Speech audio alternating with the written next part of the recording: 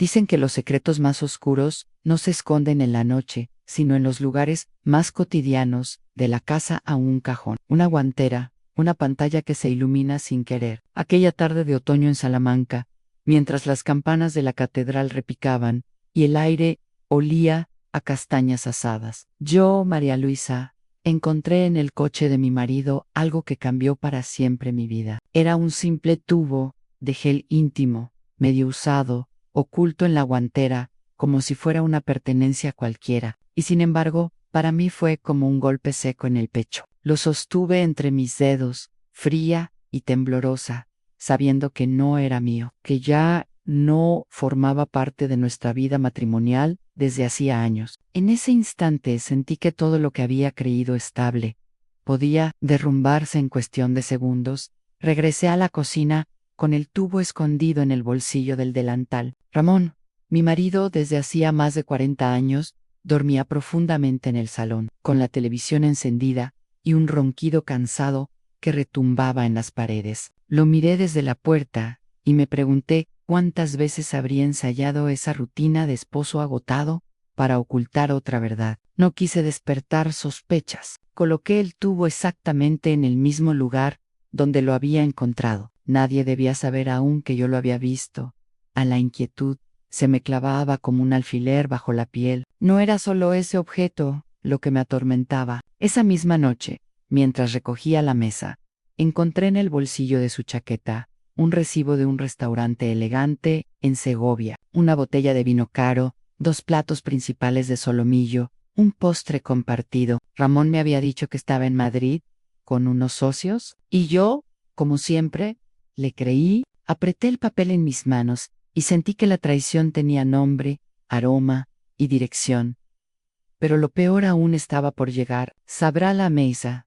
Su teléfono vibró. Normalmente nunca usaba correo electrónico. Decía que era un lío, que prefería llamar. Esa noche la pantalla estaba encendida, con un mensaje abierto. Dudé un segundo, pero lo leí. Esta noche estuviste increíble, papá. Me quedé helada, como si me hubieran abofeteado. Papá, en esa palabra escrita, con tanta intimidad. ¿Quién podía llamarlo así? No era nuestro hijo Esteban, y tampoco nadie de la familia. Era otra cosa, algo sucio, algo que no podía encajar en mi cabeza. Encerré de golpe el correo y dejé el móvil en su sitio. El corazón me golpeaba como el de una ladrona sorprendida. Miré a Ramón dormir en el sillón, con la boca entreabierta, ajeno a mi tormenta. Me mordí los labios para no llorar. Artha. ¿Cómo era posible? Murmuré, sin atreverme a pronunciar en voz alta el nombre que ya me rondaba por dentro. Mi nuera, la mujer de Esteban. Llevaba tiempo notando algo extraño en sus miradas esquivas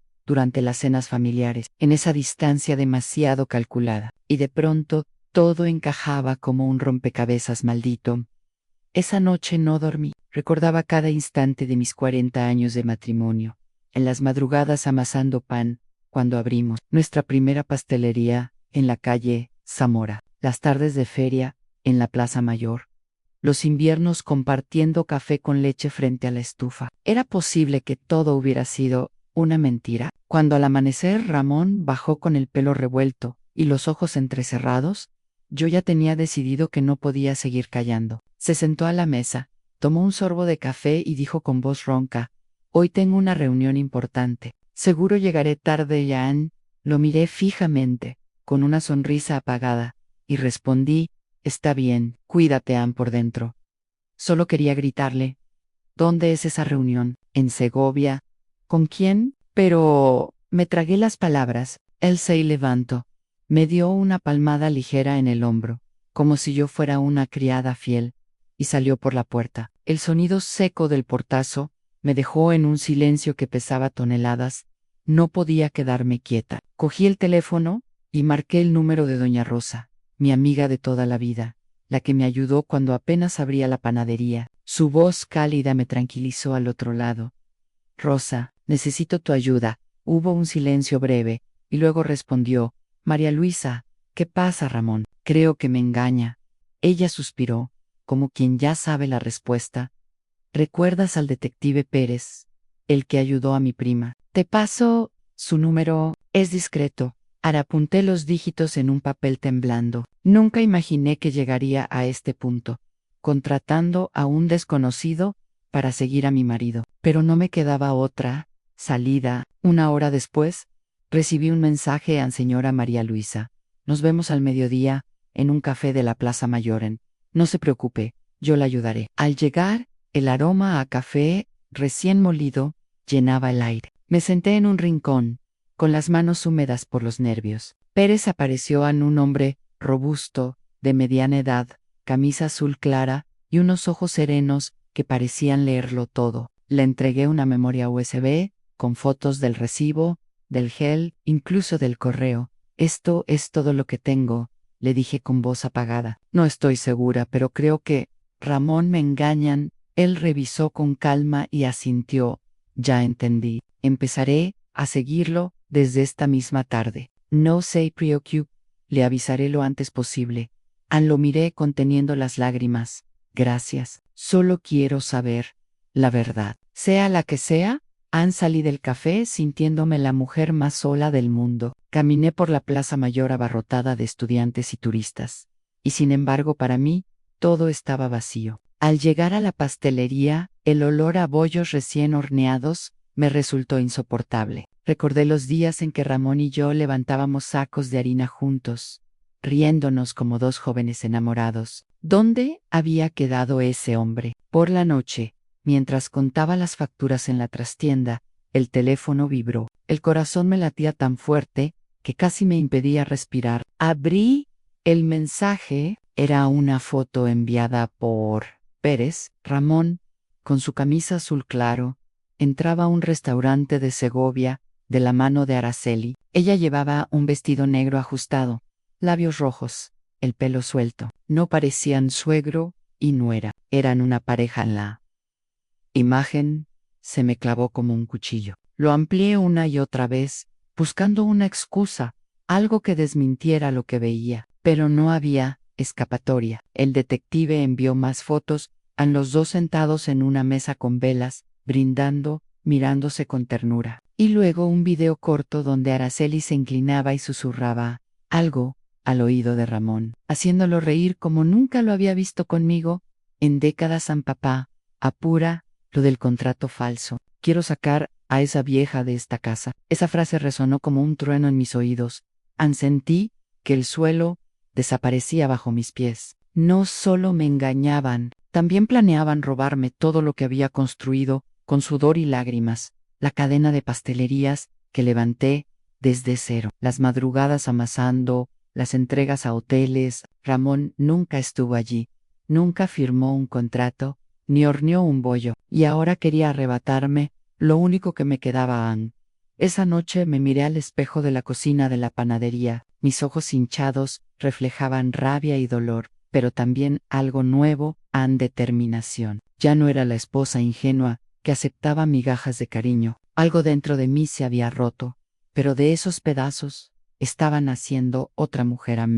Juré que no iba a permitir que me lo quitaran todo, que la próxima jugada sería mía. En el amanecer, en Salamanca, suele ser sereno, con el sol pintando de dorado las piedras antiguas de los edificios. Pero para mí, aquella mañana, la luz no traía calma, sino un peso insoportable. Me levanté antes de que sonara el despertador, con los ojos rojos de tanto llorar en silencio. Mientras encendía la cafetera, las imágenes del vídeo de la noche anterior se repetían en mi cabeza. Ramón, sonriendo como un adolescente enamorado. Araceli susurrándole con esa voz dulce que tantas veces usó delante de mí para pedirme recetas de la pastelería. Papá, apura lo del contrato falso. Quiero sacar a esa vieja de esta casa. La frase me martillaba el pecho. Vieja. Así me llamaba la mujer a la que abracé como a una hija. Me quedé mirando la espuma del café subir y pensé que no podía quedarme de brazos cruzados. Tenía que seguir reuniendo prueba, aunque cada nueva prueba me desgarrara un poco más. Cuando Ramón bajó con la corbata mal anudada y ojeras profundas, me encontré fingiendo una serenidad que no sentía. Hoy tengo que viajar a Madrid. Me reuniré con un socio extranjero, dijo sin mirarme. Está bien, cuídate, respondí, repitiendo la misma frase de siempre. como una actriz atrapada en su papel.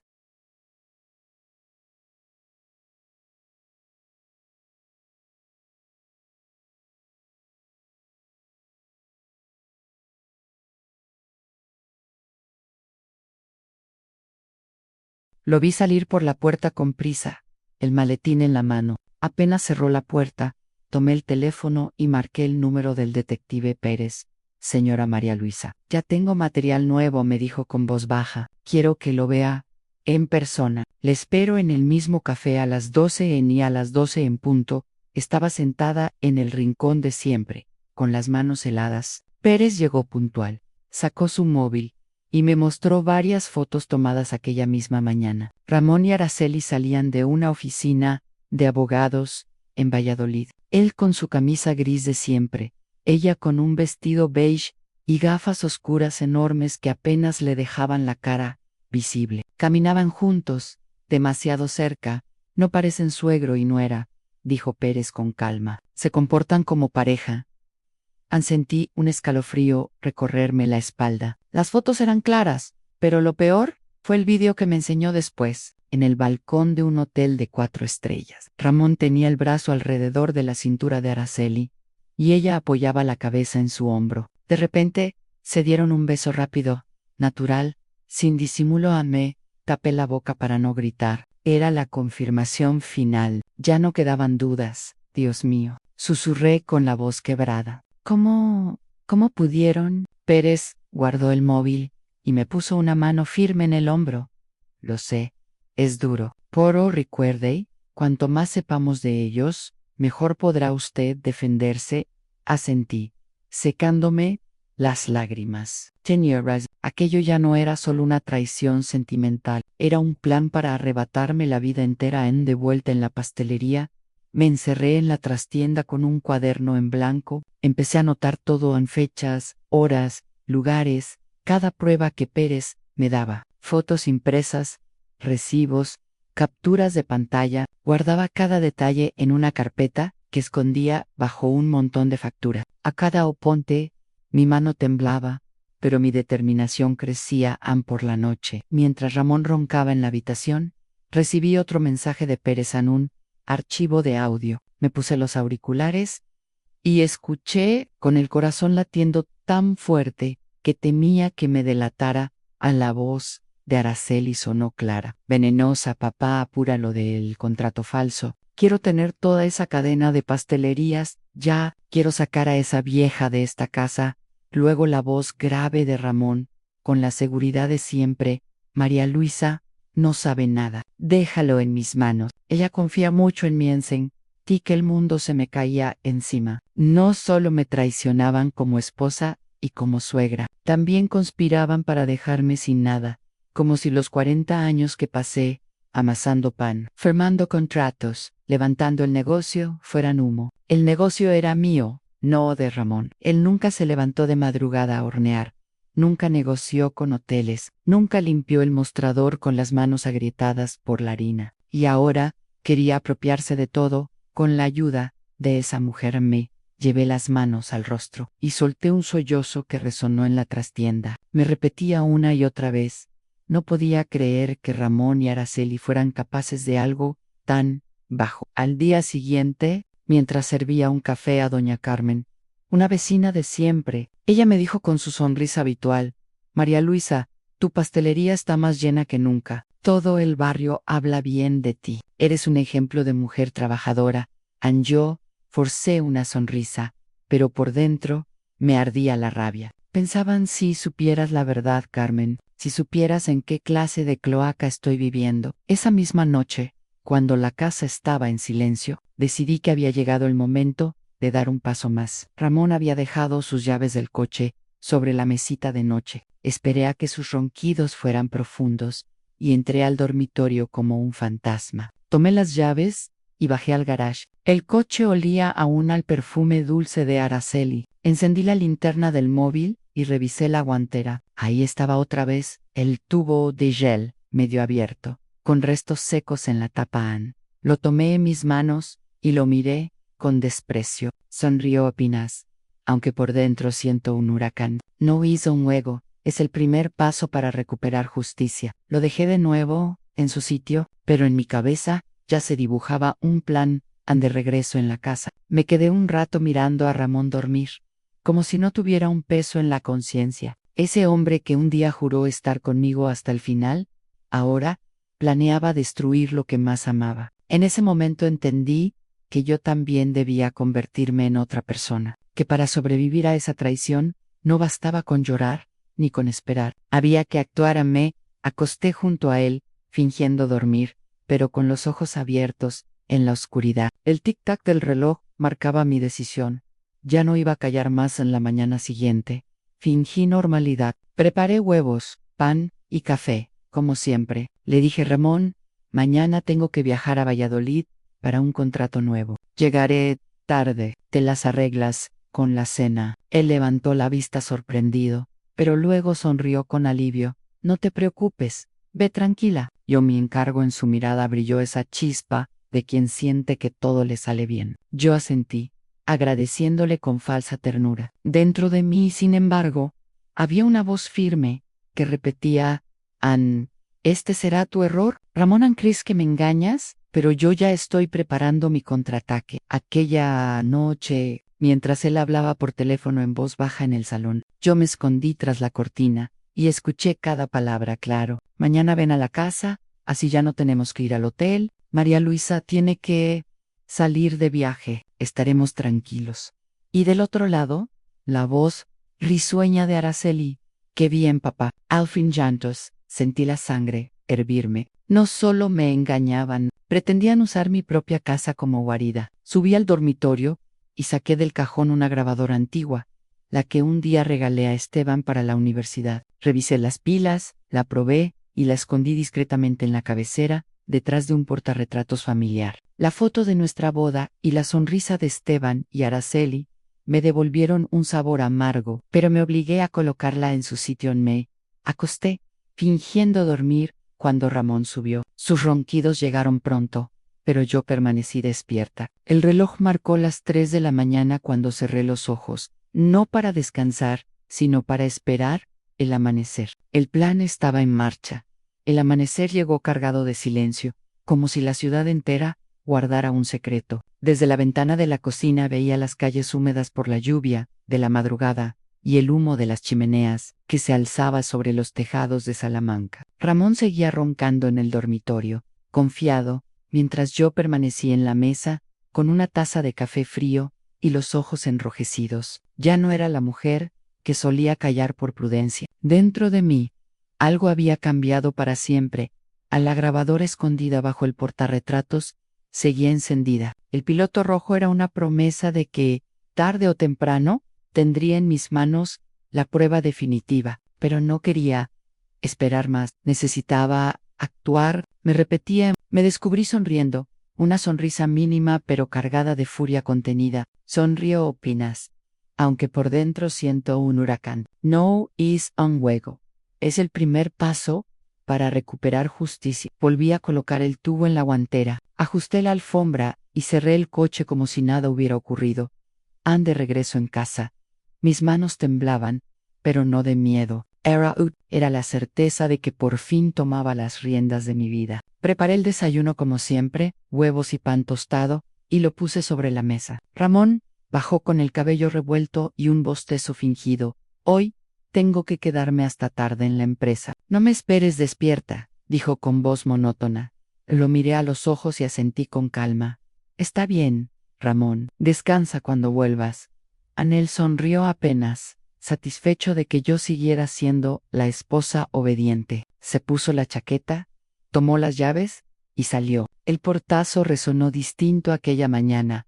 Ya no era una costumbre. Ira, conteo regresivo. Pasé el resto del día trabajando en la pastelería como un autómata. Los clientes entraban y salían. El olor a bollos recién horneados llenaba el aire, pero yo apenas podía sonreír. Tenía en mente el plan que Pérez y yo habíamos hablado por mensajes: seguir vigilando a Ramón y a Araceli, grabar cada paso, cada mentira. El detective me prometió enviar un informe detallado con pruebas adicionales esa misma semana. En esa noche, cuando fingí estar cansada y me acosté temprano. Esperé con el oído atento. Tal como había sospechado, cerca de la medianoche, Ramón se levantó con sigilo. Oí el sonido suave de su móvil y su voz baja en el salón. Me acerqué despacio, escondida tras la cortina gruesa, y escuché cada palabra. Claro, mañana ven a la casa, así ya no tenemos que ir al hotel. María Luisa tiene que salir de viaje. Volverá tarde del otro lado. La risa suave de Araceli me atravesó como un cuchillo. Qué bien, papá. Al fin tranquilos en mí mordí los labios con fuerza, hasta sentir el sabor metálico de la sangre. No solo me engañaban, también pretendían usar mi propio hogar como guarida. Subí al dormitorio con paso firme y confirmé que la grabadora seguía encendida, oculta tras la foto familiar. Revisé el cable, lo acomodé bajo el marco y me aseguré de que captaría cada sonido del encuentro que planeaban esa madrugada. Apenas cerré los ojos. El amanecer me encontró en la cocina, con una sartén llena de aceite lista en la estufa. Había preparado una trampa sencilla, un hilo atado al encendedor y a una lata pesada que, al ser jalada desde fuera, provocaría que la llama prendiera el aceite, creando humo negro y denso. No era un incendio real, pero bastaría para alarmar a los vecinos y obligar a que todo saliera a la luz, mientras ajustaba los últimos detalles. Escuché la voz de Ramón detrás de mí. ¿Todavía no duermes, María Luisa? Me giré con una sonrisa serena, ocultando la agitación interior. No, estaba leyendo un poco. Él asintió, bebió un vaso de agua y regresó al dormitorio. Yo lo observé con frialdad. Ese hombre que un día juró estar conmigo hasta el final ya no era mi esposo, era un extraño, un traidor, y pronto lo sería también a ojos de todos, aun cuando por fin amaneció. Me acerqué a su cama y lo moví suavemente. Ramón, voy a la terminal, tengo que viajar a Valladolid a firmar un contrato. Volveré tarde, él murmuró adormilado. Está bien, cuídate, llámame si necesitas algo. Lo miré unos segundos más, grabando en mi memoria la imagen de un hombre que pronto quedaría desnudo, no de ropa, sino de máscaras. Y salí de la casa, no rumbo a la terminal, sino a la vivienda de mi vecina, doña Carmen. María Luisa, ¿qué haces tan temprano con ese bolso?, me preguntó sorprendida al abrirme la puerta. Necesito quedarme aquí unas horas. Quiero observar mi casa. Ella me miró con el ceño fruncido, pero me dejó pasar. Me ofreció un café caliente y me senté junto a la ventana, desde donde podía ver la entrada de mi casa. El corazón me latía con fuerza, pero mis manos estaban firmes. Cerca de las 10 de la mañana, un taxi se detuvo frente a mi puerta. Araceli bajó con un vestido de flores y gafas oscuras, mirando a los lados con nerviosismo. Ramón apareció de inmediato, la recibió y la hizo entrar rápido. Yo apreté la taza con fuerza, los nudillos blancos. Ya es hora, murmuré, conectando el móvil a la aplicación que transmitía en directo. Desde la grabadora oculta el sonido leno. Miss Risas, el choque de copas, pasos pesados, la voz de Ramón.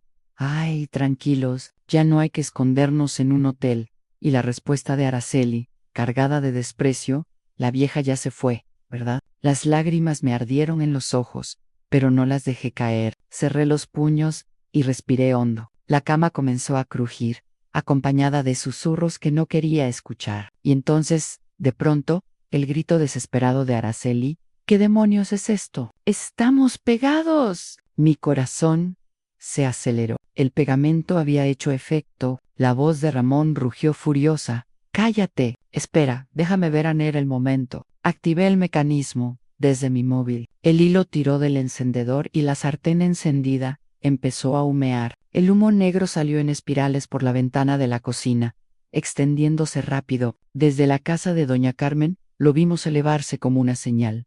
María Luisa, tu casa se está quemando, gritó ella alarmada, en fin de asombro, llevándome la mano a la boca. ¡Dios mío! Los vecinos comenzaron a salir, gritando: la casa de María Luisa se incendia, llamen a los bomberos. Yo me quedé inmóvil, con la taza en la mano, escuchando por los auriculares los gritos cada vez más desesperados de Araceli, Ramón, haz algo, no puedo moverme. Y la voz rabiosa de él, cállate, estoy intentando. Sonreí apenas, sintiendo una paz extraña. Todo estaba saliendo, según lo planeado. En el humo se elevaba en columnas negras desde la ventana de la cocina. Los vecinos corrían de un lado a otro, gritando, alarmados. Yo, sentada en la casa de doña Carmen, fingía sorpresa, aunque por dentro sentía una calma helada, como si al fin la justicia hubiera empezado a tomar forma. En mis auriculares, los gritos de Araceli y Ramón eran cada vez más desesperados. Ramón, haz algo, no puedo moverme, lloraba ella. Cállate, estoy intentando aquí, rugía él, lleno de impotencia. El corazón me golpeaba el pecho, pero no de miedo, sino de certeza. Todo había sido calculado, el humo atraería a los vecinos y pronto a los bomberos. Nadie podría ignorar lo que estaba pasando dentro de mi casa. No tardó mucho en oírse. La sirena de un camión rojo que doblaba la esquina. Los gritos aumentaron y los curiosos se arremolinaban frente a mi puerta. Yo me levanté despacio, apretando la taza de café entre las manos, mientras doña Carmen me observaba con ojos entrecerrados, como si adivinara la verdad del camión. Bajó con rapidez un grupo de bomberos, y al frente, con el casco brillante, bajo el sol, estaba mi hijo Esteban. El alma se me encogió. Verlo correr hacia la casa, sin saber lo que iba a encontrar. Me atravesó como un cuchillo. Preparen las herramientas. ¡Rápido!, gritó con voz firme, la misma voz que yo había escuchado desde niño. Siempre decidido, siempre valiente. Quise correr hacia él, abrazarlo, advertirle, pero mis pies no se movieron. Me quedé clavada en el suelo, dejando que la escena siguiera su curso. Los bomberos golpearon la puerta con un mazo. La madera se astilló y un estruendo sacudió la calle. El humo salió en torbellinos, envolviendo a todos los presentes. Los vecinos tapaban su boca con pañuelos. Algunos grababan con sus móviles, otros preguntaban desesperados: ¿dónde está María Luisa? La vi salir temprano. Dijo que tenía un viaje, contestó alguien en doña Carmen. Me lanzó una mirada cargada de sospecha, pero no dijo nada. Solo me tomó de la mano, fuerte, como quien comparte un secreto sin palabras, dentro de la casa. Los pasos de los bomberos resonaban pesados. Yo, con los auriculares aún puestos, escuchaba el caos desde la grabadora oculta. El crujido de la cama, los gritos de Araceli sollozando. No lo soporto más, me duele, estamos pegados. Y la voz de Ramón, ronca y desesperada: cállate, no grites. Esteban, saca a todos de aquí, cierra la puerta. Pero ya era demasiado tarde. Pude imaginar la escena a través de las voces en Esteban entrando al dormitorio, deteniéndose en seco, su respiración temblorosa. Guay detrás, di él. Los bomberos, que se quedaron paralizados un instante antes de soltar exclamaciones incrédulas. Dios mío, susurró uno, suegro y nuera. No puede ser, murmuró otro. Silencio, gritó Esteban, con un tono que no solo buscaba imponer orden, sino proteger lo poco que quedaba de dignidad. Pero la humillación ya era pública. Los vecinos, amontonados en la entrada, murmuraban entre ellos, señalando. Esteban permanecía inmóvil en el patio, con el casco en la mano y los ojos clavados en el suelo. Su respiración era agitada, y cuando por fin levantó la vista, lo único que vi fue un dolor profundo, un vacío imposible de llenar. Quise correr hacia él, abrazarlo, decirle que lo sentía, que no había otra manera de exponer la verdad. Pero me contuve. Sabía que en ese instante cualquier palabra sonaría vacía. A la ambulancia. Se llevó a Ramón y Araceli, entre murmullos de desprecio. ¡Qué inmundicia! ¡Por Dios! Pobre María Luisa. Yo me quedé en la acera, con el rostro serio y la mirada fija en el horizonte. Por dentro sentía que había ganado, pero al mismo tiempo sabía que la herida que dejaba en Esteban sería mucho más difícil de cerrar que cualquier cicatriz en mi propia piel. Horas más tarde, en el hospital, me presenté como la esposa preocupada. Los médicos me informaron que habían logrado separarlo sin daños graves, que solo necesitarían pomadas para la piel. Asentí fingiendo alivio, mientras mis dedos rozaban disimuladamente el interior de mi bolso, donde llevaba preparados 2 tubos de mostaza, espesa ión. La enfermera me entregó los medicamentos y, en un descuido, los cambié con rapidez. Mis manos se movían con precisión, como si hubiera ensayado aquella escena toda mi vida. Entré en la habitación donde Ramón y Araceli yacían en camas separadas. El cabello de ella estaba desordenado, los ojos rojos de tanto llorar. Ramón, aún pálido, murmuró. María Luisa, yo te voy a explicar, Ann, pero no lo dejé terminar. Coloqué los tubos de mostaza sobre la mesita y me giré hacia la puerta. No digas más, Ramón, este camino lo elegiste tú, Ann. Salí con pasos firmes. Minutos después, un grito desgarrador rompió el pasillo. Quema, me arde la piel, chillaba Araceli. ¿Qué demonios es esto? ¿Quién hizo esto? Rugía Ramón. Entre maldiciones, el alboroto atrajo a médicos, enfermeras, pacientes y familiares. Muchos ya reconocían sus rostros del vídeo que circulaba desde esa mañana. Susurros se expandían como un incendio. Son ellos, los del escándalo, suegro y nuera. ¡Qué vergüenza! Bien merecido lo tienen. Me quedé en el pasillo, fingiendo sorpresa, mientras por dentro me invadía una satisfacción amarga, no porque disfrutara del dolor ajeno, sino porque sabía que al fin estaban pagando, aunque fuera un poco, por todo lo que me habían hecho. Cuando la multitud se calmó, vi a Esteban entrar con un sobre grueso en la mano. Yo lo había llamado antes, pidiéndole que recogiera los papeles que guardaba en el cajón. El rostro de mi hijo estaba vacío, sin brillo, como si la traición le hubiera arrancado la juventud de golpe. Ann dejó el sobre la mesa y salió sin decir palabra. Yo lo abrí. Saqué los documentos y los puse frente a Ramón. 40 años de matrimonio terminan. ¿A quién firman? Araceli se derrumbó, llorando, mirando a Esteban, que ya no estaba allí. Amor, perdóname, me equivoqué. Taylor rugó, pero las paredes del hospital solo devolvieron su eco desesperado. Ramón intentó agarrarme la mano, la voz rota. María Luisa, por favor. Yo me solté de golpe, con frialdad. No digas más. Este camino lo elegiste tú, Ann. Salí de la habitación con la espalda recta. Afuera, Esteban estaba recargado contra la pared, con la cabeza entre las manos. Me acerqué despacio, puse mi mano en su hombro. Mamá, susurró con la voz quebrada. ¿Por qué tuvo que ser, papá? ¿Por qué ella? Solo lo abracé fuerte, compartiendo su dolor con el mío. El pasillo del hospital olía a desinfectante y a derrota. Ramón yacía adentro, con el rostro cubierto de vergüenza, mientras Araceli sollozaba como una niña atrapada en su propia trampa. Yo, en cambio, sentía una calma extraña. No era felicidad, ni mucho menos, pero sí una especie de justicia. Había esperado 40 años para llegar a ese momento, admirarlos a ambos sin temblar, sin suplicar, sin miedo.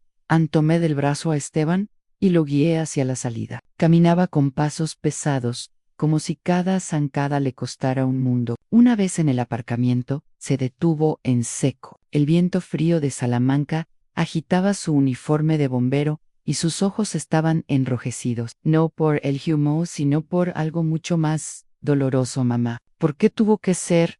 Papá, ¿por qué ella? Su voz era un lamento ahogado.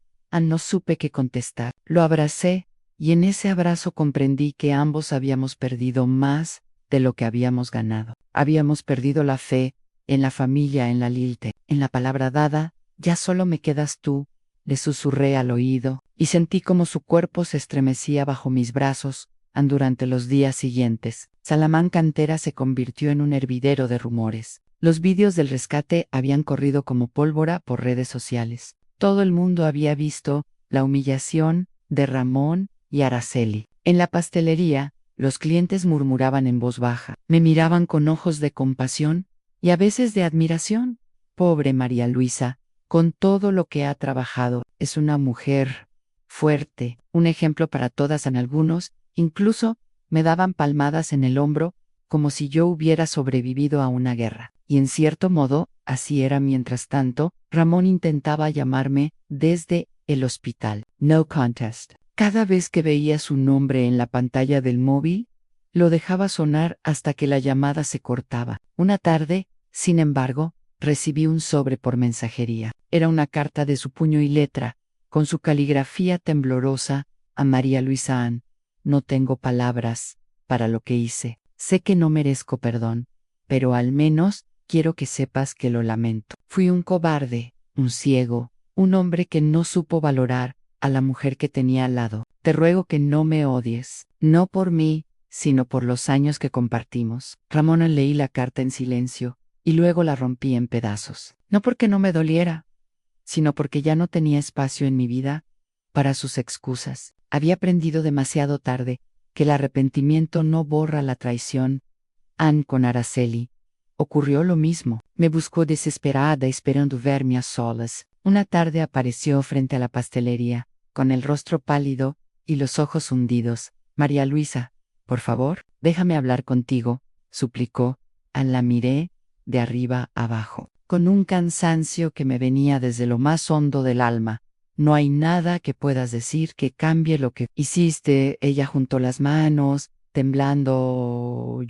Yo me equivoqué, fue un error, una locura. Esteban es mi vida, pero no sé qué me pasó. Ann, la interrumpí con voz fría. Un error, acostarte con tu suegro y planear robarme lo que construí con mis propias manos. ¿Es un error? No, Arth, eso se llama traición. Ann se llevó las manos al rostro y rompió a llorar, ahí mismo, en medio de la calle. Los transeúntes la miraban con desprecio. Nadie ofreció consuelo. Salamanca había dictado su sentencia. Era la nuera desleal, la mujer que había destrozado a su propia familia. Yo entré de nuevo a la pastelería y cerré la puerta. Sentí el corazón agitado, pero también liberado. Ya no me quedaban lágrimas para ella con el tiempo. Los trámites del divorcio avanzaron rápido. El juez me otorgó la cadena de pastelerías, reconociendo que todo había sido fruto de mi trabajo. Ramón firmó sin protestar. Había perdido no solo a su esposa y a su hijo, sino también el respeto de toda la ciudad. Araceli, por su parte, se marchó a vivir con sus padres a Valladolid, evitando las miradas inquisidoras del barrio. Esteban, destrozado, decidió mudarse conmigo. El silencio en casa al principio era insoportable. Dos almas heridas compartían. Un día, mientras servía a una anciana un trozo de tarta de manzana, ella me tomó la mano con dulzura. Hija, eres más fuerte de lo que crees. Nos has enseñado a todas que una mujer no debe callar ante la traición. En sus palabras me hicieron sonreír con humildad. Quizás, sin quererlo, me había convertido en un ejemplo para otras. Ann, por la noche, al cerrar la caja registradora y apagar las luces, me quedaba mirando los hornos apagados y me repetía en voz baja. Ann, conservé mi panadería, conservé a Esteban y, lo más importante, me conservé a mí misma. Sabía que las cicatrices permanecerían siempre, que Esteban cargaría con el recuerdo de un padre que lo traicionó de la forma más vil, que yo misma llevaría el peso de haber amado a un hombre que nunca me mereció. Pero también sabía que de esas cicatrices podía brotar la fuerza para seguir adelante. La última vez que vi a Ramón fue meses después. En la calle, Toron caminaba encorvado, envejecido de golpe, con la mirada perdida. Cuando me vio, intentó acercarse, pero yo pasé de largo. No por odio, sino porque ya no formaba parte de mi vida. Lo había dejado atrás, junto con todas sus mentiras. En esa noche, al volver a casa, me senté junto a Esteban en el sofá. Miramos juntos la televisión, sin hablar mucho, compartiendo un silencio tranquilo. En medio del ruido del mundo, ese silencio era nuestro refugio. Cerré los ojos y respiré hondo. Por primera vez en mucho tiempo, sentí que, aunque el camino había sido doloroso, había llegado al otro lado con la frente en alto.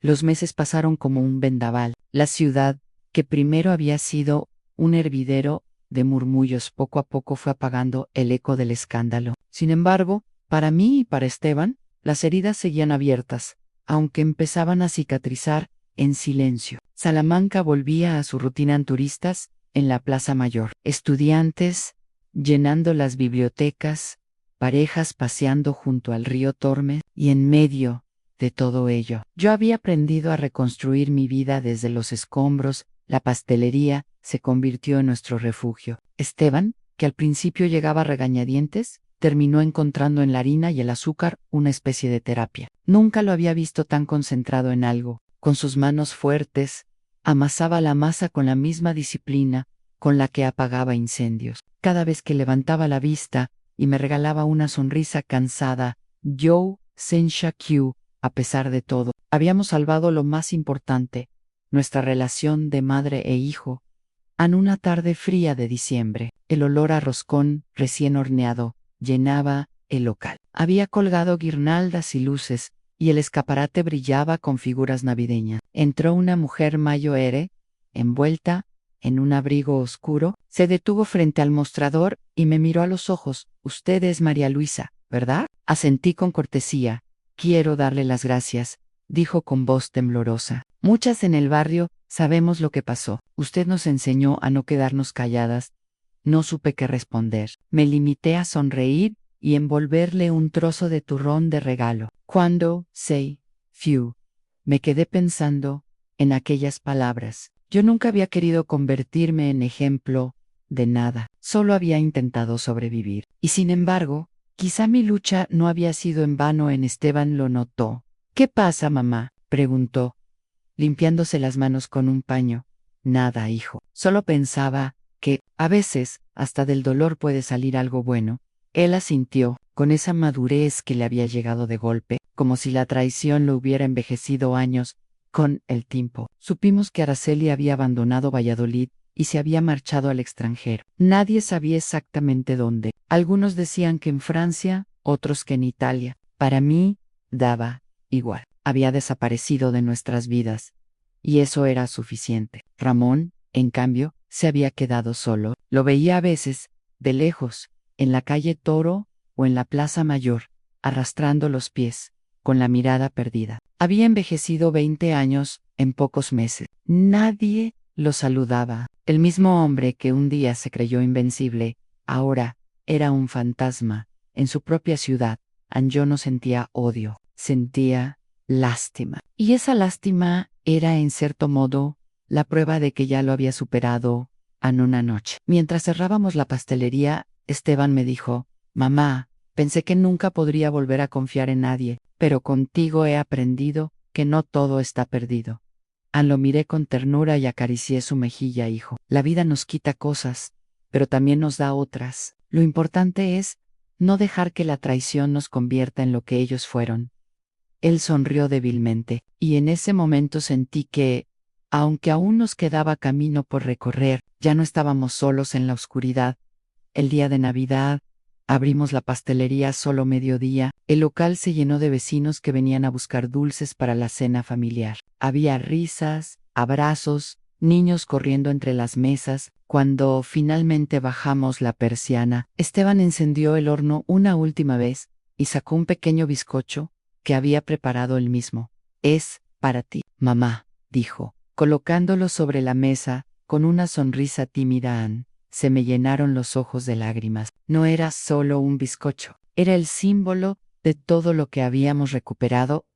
La complicidad, la confianza, la esperanza. Esa noche, mientras brindábamos con 2 copas de vino en la cocina, recordé cada paso de mi venganza: el gel cambiado por pegamento, la trampa del humo, los gritos en la cama, la humillación pública. Recordé también las lágrimas de Esteban, su pregunta dolorosa: ¿por qué tuvo que ser papá? ¿Por qué ella? Y aunque el dolor seguía ahí, entendí que esa historia no era solo de traición, sino también de resistencia. Me levanté y fui a abrir la ventana. El aire frío de diciembre entró en la cocina, trayendo consigo el murmullo lejano de las campanas. Me quedé mirando el cielo estrellado y sentí, por primera vez en mucho tiempo, paz. Ya no era la mujer rota que lloraba en silencio frente a un correo electrónico. Era otra Anuna que había enfrentado la humillación, que había expuesto la